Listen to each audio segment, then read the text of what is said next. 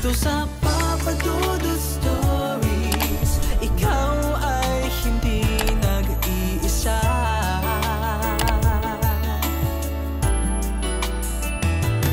Dito sa Papa Dudut Stories, may nagmamahal sa'yo. Papa Dudut Stories. Papa Dudut Stories. Sa lahat po ng mga nakatutok ngayon, huwag pong kalimutan mag-like, mag-share at mag-subscribe. Maraming salamat po sa inyong lahat.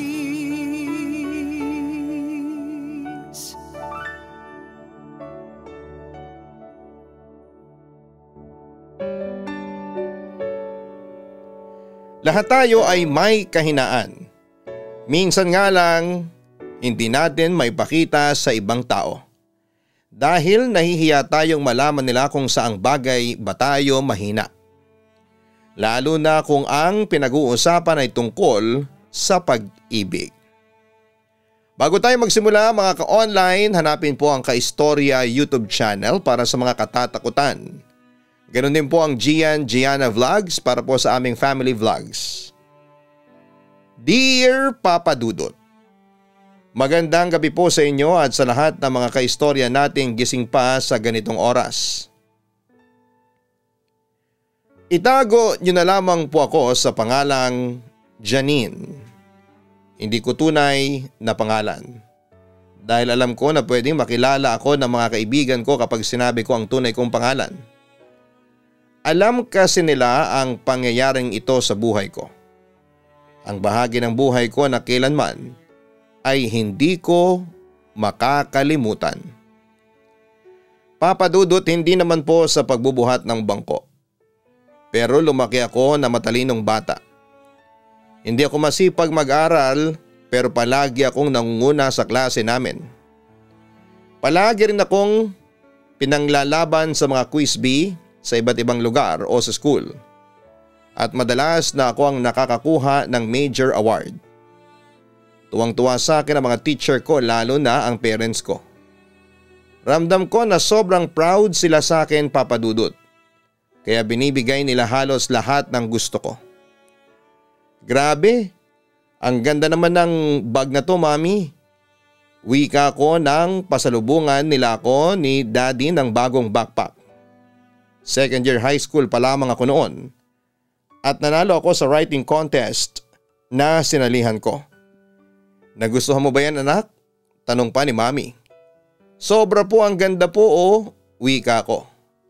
Backpack yon na medyo manipis ang tela pero mukhang matibay at mamahalin.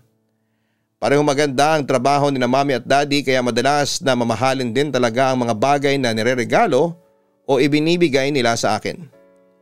Mabuti naman at nagustuhan mo, Janine.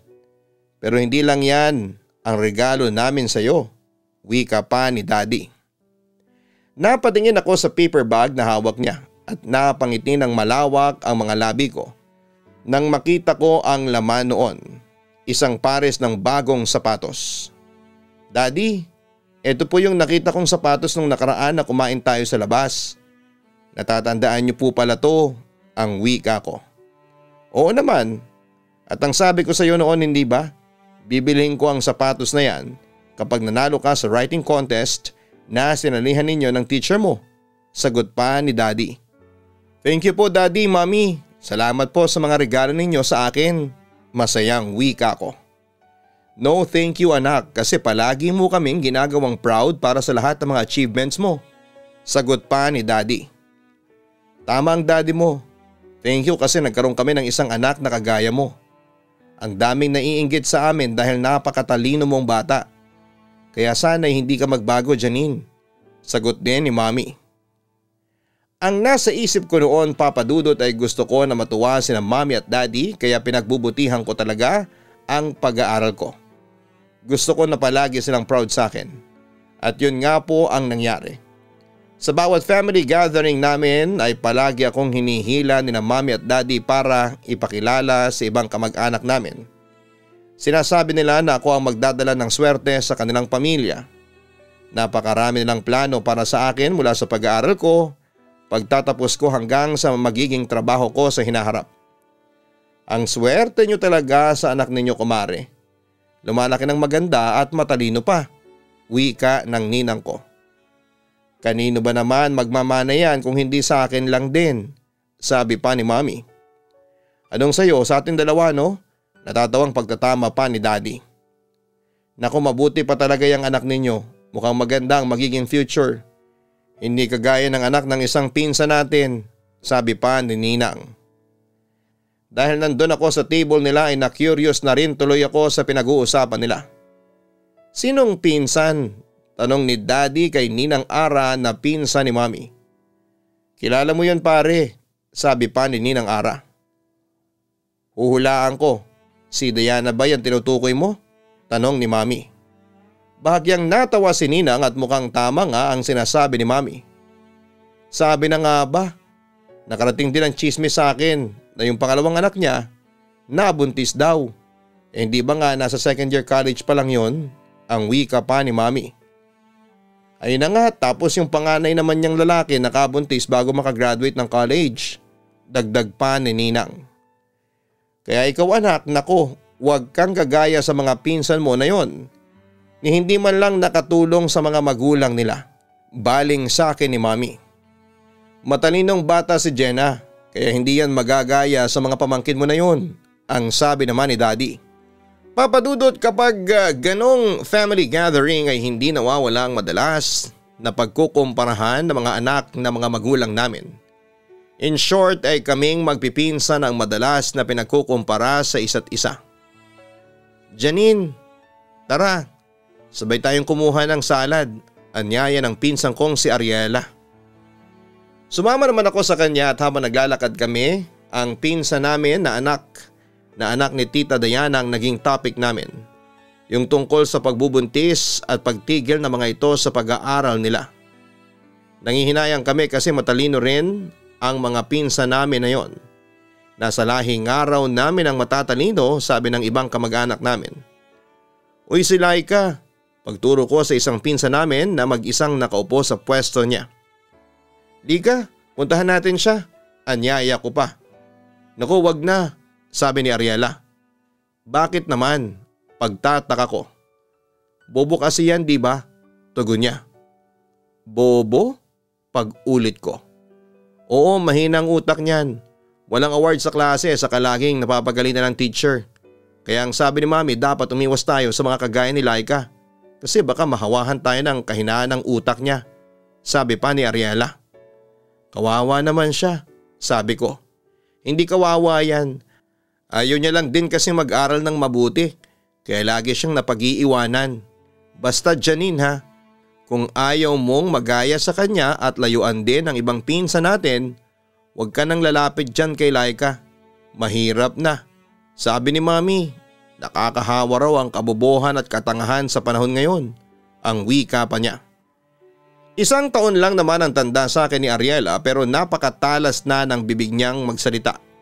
Yung mga kapatid kasi niya ay matanda ng ilang taon sa kanya, papadudot, kaya ganun na lamang din siya kung magsalita. Walang filter.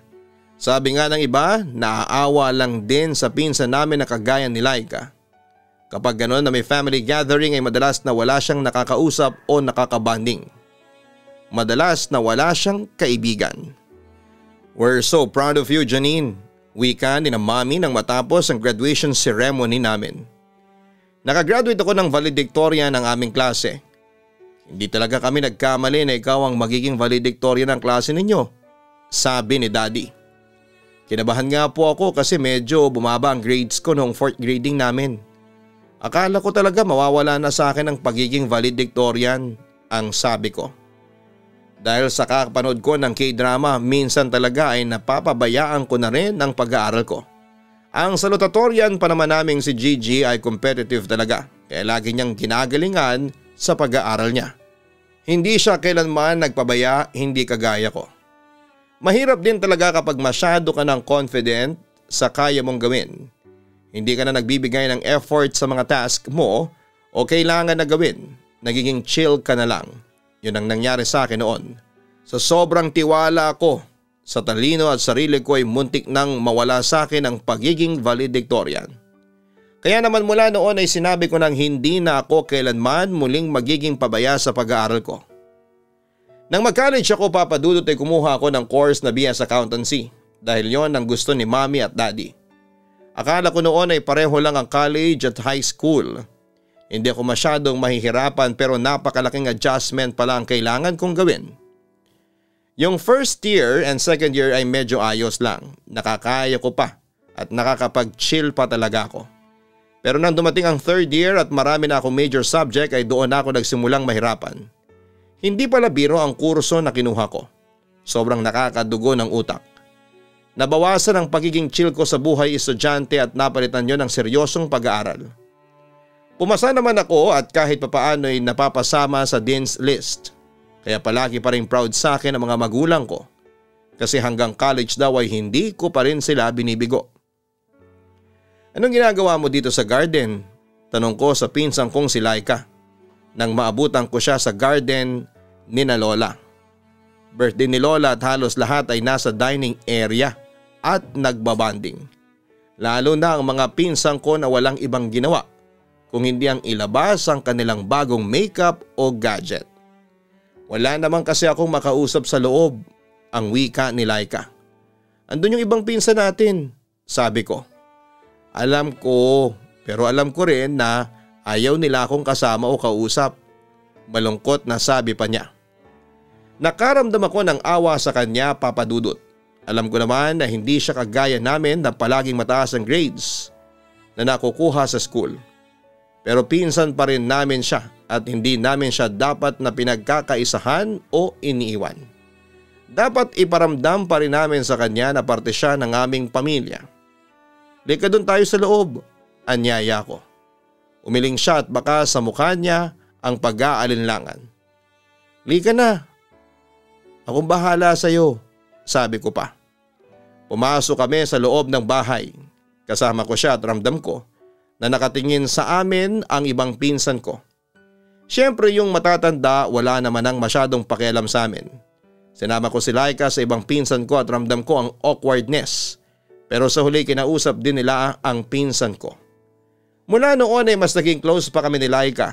Lalo na nang mag-transfer siya sa university kung saan ako nag-aaral. Ano, boyfriend mo si Jack? Bulalas ni Laika nang marinig niya ang sinabi ko. Oo, wag kang masyadong maingay. Nakakahiya kasi ayokong ipalam sa marami. Tugon ko. Nasa kantin kami noon at sabay na nagla-lunch. Ay sorry, napalakas ang boses ko kasi nagulat ako sa sinabi mo. Wika niya. Nakakapagtaka ba kung maging boyfriend ko si Jack? Tanong ko. Hindi naman kasi maganda ka at marami talaga nagkakagusto sa'yo. Siguro OA lang ang reaction ko kasi sa dami ng nagkakagusto sa'yo.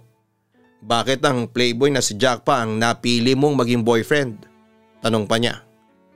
Nagbago naman daw siya ang sabi ko naman. Nagbago? Paano mo naman nasabi? Nung nakaraang taon lang kung sino-sino yung nakikita natin na kadate niya. Tapos minsan may susugod na lang sa kanya na ibang babae tapos sasabihin na manloloko siya. Naiinis pa nga tayo sa kanya kasi ang dami nating naririnig na kwento tungkol sa pagiging babaero niya. Wika pa ng pinsan ko. Bago ko naman siya sinagot sinigurado ko muna na single siya. Pinakita niya sa akin yung Facebook at Instagram niya. At sinabi niya na ako lang talaga ang babaeng nililigawan niya. Ang wika ko. Noon yun, ngayon kaya, wika pa ng pinsan ko. Like ka naman support mo na lang ako, ang sabi ko pa. Napabuntong hininga na lamang ang pinsan ko kaya sa huli pinaramdam niya sa akin lahat ng suporta niya. Dahil bawal pa ako na mag-boyfriend noon ay si Laika ang ginagamit ko na dahilan sa tuwing magde-date kami ni Jack. Hindi naman kami nahuli ng parents ko pero si Jack ang nahuli ko na may ibang kinakalokohan na babae. Nakita ko yon nang may lumabas sa newsfeed ng Facebook ko na suggested friend na babae tapos ay katabi niya si Jack. Mas nagulat ako na may mga public post ang babae na magkasama silang dalawa ng boyfriend ko. Kaagad ko namang kinumpronta si Jack at sinabi niya na fan niya lang yung babae. Sikat kasi na soccer player sa university namin si Jack, Papa Dudut. Kaya naman pinapaniwalaan ko ang sinasabi niyang yon. Pero sa huli, napatunayan ko na may namamagitan sa kanilang dalawa at naging girlfriend niya pa yung babae habang magkarelasyon kaming dalawa. Minessage ko kasi ang babae na yon at umamin ang babae na pumayag siyang maging pangalawang girlfriend siya ni Jack. Doon ako nakipag-break kay Jack. Pero pagkalipas lang ng 2 linggo ay pinatawad ko siya at nagkabalikan kaming dalawa. Pero hindi naging tahimik ang relasyon namin dahil may ilang beses ko pa siyang nahuli na may nilalandi na ibang babae. May ilang beses ko rin siyang pinatawad hanggang sa tuluyan ko nang tinapos ang lahat sa aming dalawa. 5 buwan bago ang graduation ko. Hindi naging madali para sa akin na mag-move on, Papa Dudut, dahil si Jack ang first boyfriend ko. Pero may oras talaga na bigla na lamang tayong matatauhan. Pagkatapos ng ilang beses na pagpapakatanga, nagawa ko rin siyang bitawan. At doon ako mas nag-focus sa pag-aaral ko. Nalaman din ni na Mami at Daddy ang tungkol kay Jack, pero hindi na nila ako masyadong pinagalitan kasi alam din nila ang tungkol sa ilang beses na panloloko na ginawa sa akin ng ex-boyfriend ko. Pinaalalahanan lamang nila ako na sa susunod na pumasok ako sa isang relasyon ay dapat ay sa matalino na lalaki at hindi ako lolokohin pa. Papadudot nang makapagtapos ako ng pag-aaral ay nakahanap kaagad ako ng maayos na trabaho. 1 taon nang lumipas ay na-promote kaagad ako. Nagkaroon din ako ng ilang karelasyon pero hindi masyadong tumatagal. Mukhang malas talaga ako pagdating sa pag-ibig. Hanggang sa nakilala ko si Gerald na nagtatrabaho lamang sa kabilang building at madalas kong nakakasabay na kumain sa isang fast food na malapit sa opisina namin. Gwapo si Gerald, matangkad at malambing magsalita, kaya naman kaagad na nahulog ang loob ko sa kanya. Niligawan niya rin ako at pinakilala ko siya sa mga magulang ko bilang manliligaw ko. 3 buwang tumagal ang panliligaw niya sa akin hanggang sa naging boyfriend ko na siya. At papadudot sa lahat ng naging boyfriend ko, masasabi ko na si Gerald ang pinakasineryoso at minahal ko talaga. Iba kasi siyang magpakita at magparamdam ng pagmamahal niya. Hindi siya mabigay ng regalo pero palaging matamis ang mga salitang binibitawan niya sa akin. Kapag stress ako sa trabaho, siya rin ang nagpapagaan ng loob ko. Siyang naging sandalan at pahinga ko. Mukhang ang lalim ng buntong hininga mo, pinsan. Bati sa akin ni Laika nang maabutan niya ako sa may table sa loob ng isang coffee shop. Napangiti naman ako kasi kakatapos lang naming mag-usap ni Gerald sa cellphone. Hindi naman, wika ko. Hindi naman pero ang lapad ng ngiti sa mga labi mo, huhulaan ko. Si Gerald yung kausap mo sa cellphone, no? Wika pa ng pinsan ko. Nakangiti akong tumango sa kanya. Nako, hindi lang pala buntong hininga ang malalim sa'yo. Kung hindi pati na rin ang nararamdaman mo para sa boyfriend mo na yan, wika pa ni Laika. Bakit? Mali ba yun? Pagtataka ko. Hindi naman pero kailangan na ingatan mo pa rin ang sarili mo, lalo na yung puso mo. Paalala pa niya. Alam ko naman yun. Sa kamukha namang seryoso sa akin si Gerald, wika ko. Nakikita ko naman yun, Janine, kaya lang kasi may kakaiba akong nararamdaman sa kanya.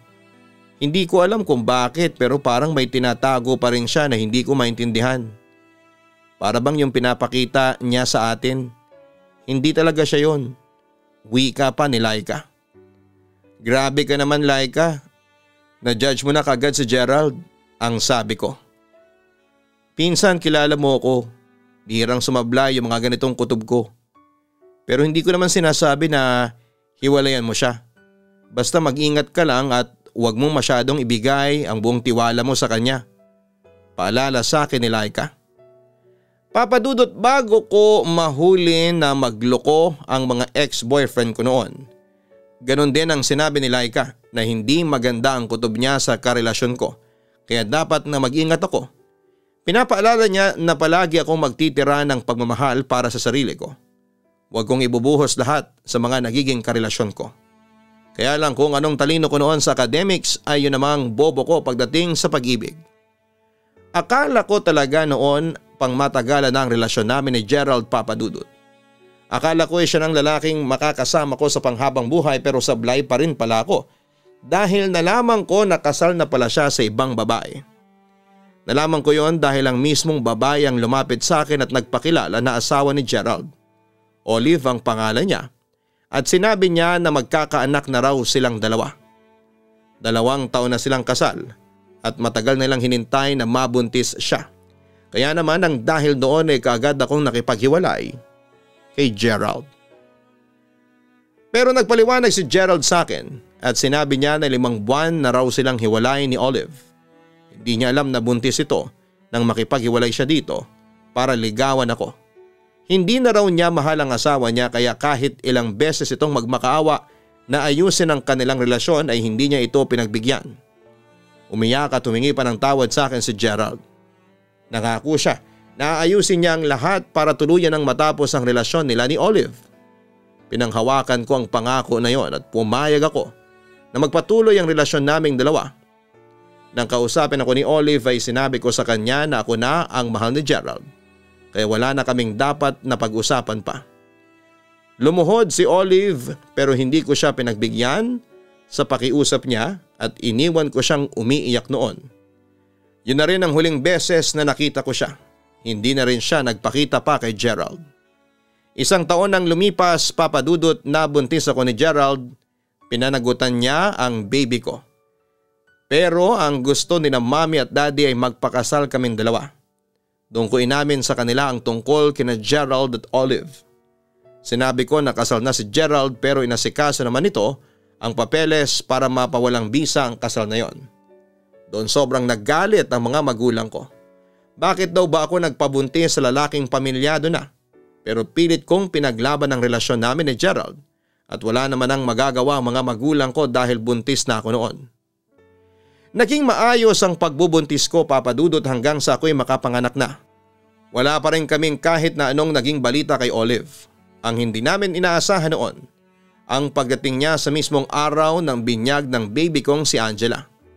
Pumasok siya sa simbahan at nagsisigaw na mga walang hiya raw kami ni Gerald, na makasalanan daw kami at hindi kami dapat nagkaroon ng anak.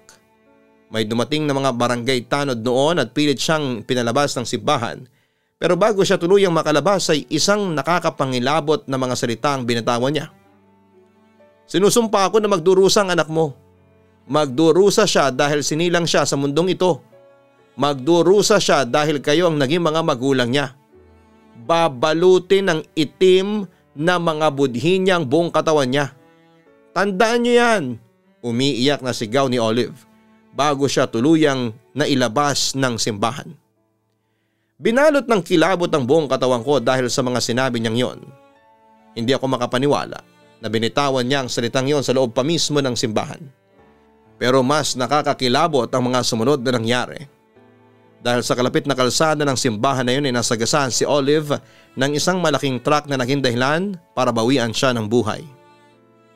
Papa Dudut, doon ko lang nalaman na pagkatapos ng huling pag-uusap namin noon ni Olive ng gabi na lumuhod at nagmakaawa siya sa akin ay nakunan pala siya.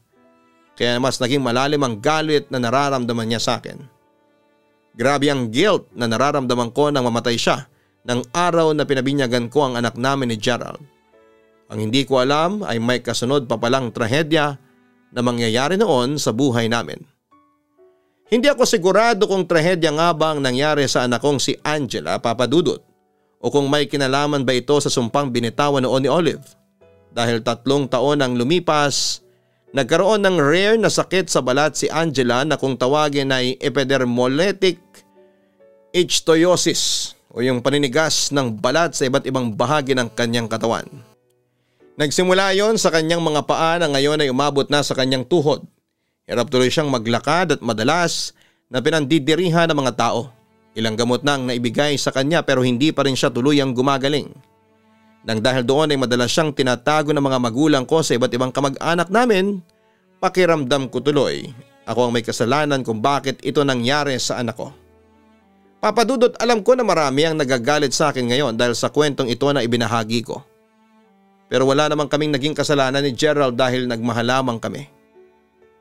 Ayokong isipin na si Angela ang sumalo sa karma na dapat ay para sa aming dalawa pero sana'y dumating ang araw na tuluyan na siyang gumaling sa kanyang sakit sa balat. Hanggang dito na lamang po ang sulat ko. Lubos na gumagalang, Janine. Maraming salamat kay Janine sa pagbabahagi mo ng iyong sulat sa aming YouTube channel. Tunay na hindi natin maipapaliwanag ang lahat ng nangyayari sa ating buhay. Maganda man ito o hindi. Lalo na kung alam natin sa ating sarili na may nagawa tayong kasalanan at nakapanakit tayo ng ibang tao. Pero wag mo sanang kalimutan na magdasal at humingi ng kapatawaran sa Diyos. Lalo na sa mayapang si Olive. Naging mabigat para sa kanyang naging relasyon ninyo ni Gerald at umaasa rin ako na balang araw ay gumaling ang anak ninyo sa sakit na meron siya sa ngayon. Hanggang sa muli, ako po ang inyong si Papa Dudut. Huwag kalimutan na mag-like, mag-share at mag-subscribe. Muli, suportahan niyo po ang Kaistorya YouTube channel para masustain po namin ang aming pag-upload. Makinig araw-araw ng Kaistorya Horror at ganoon din po mag-subscribe sa Gianna Vlogs para sa aming family vlogs. Maraming salamat po sa inyong walang sawang pagsuporta.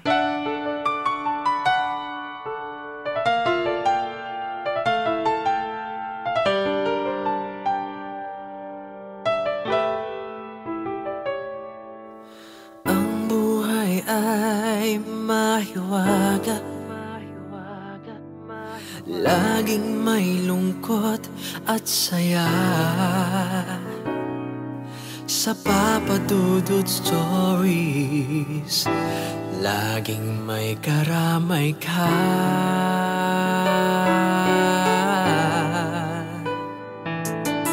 Mga problemang kay bigat, dito ay pakikinggan ka. Sa Papa Dudut Stories, kami ay iyong kasama.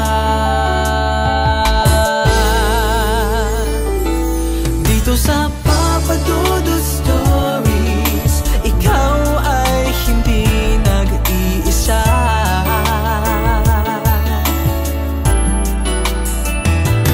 Dito sa Papa Dudut Stories, may nagmamahal sa'yo. Papa Dudut Stories, Papa Dudut Stories,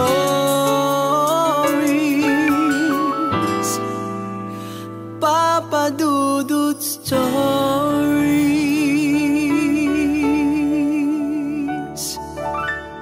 Hello mga ka-online, ako po ang inyong si Papa Dudut. Huwag kalimutan na mag-like, mag-share at mag-subscribe. Pindutin ang notification bell para mas maraming video ang mapanood ninyo. Maraming salamat po sa inyong walang sawang pagtitiwala.